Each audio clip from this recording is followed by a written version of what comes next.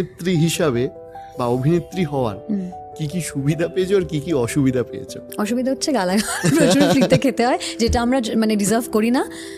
But ঠিক আছে, সেটা ওই ভালো জিনিসগুলো এত বেশি, তার পাশে একটু যদি খারাপ শুনতে হয় সেগুলো আমার মনে হয় ইগনোর করা যায়, আমরা সবাই করে দিই। ভালোটা তো সবার আগে বলবো যে প্রচুর ভালোবাসা পাই, মিথ্যে কথা বলে লাভ নেই। প্রচুর লোকে দেখে, খারাপ লাগলেও শুনেছি, ডিরেক্ট যদিও কেউ বলে না, সবটাই সোশ্যাল মিডিয়াতেই থাকে খারাপ লাগাটা। ডিরেক্ট যেরকম ইন্টারাকশন যখন হয় তখন বুঝতে পারি কত ভালোবাসা আছে। চেনাটা, পরিচিতিটা, সেটা ডেফিনেটলি আমরা এনজয় করি, এটা একটা সুবিধে। বা ধরো আমি যেরকম মানুষ, আমি পার্সোনালি আমার কথা বলতে পারি, আমি কোথাও গিয়ে এই লাভটা নিই না যে আচ্ছা আমি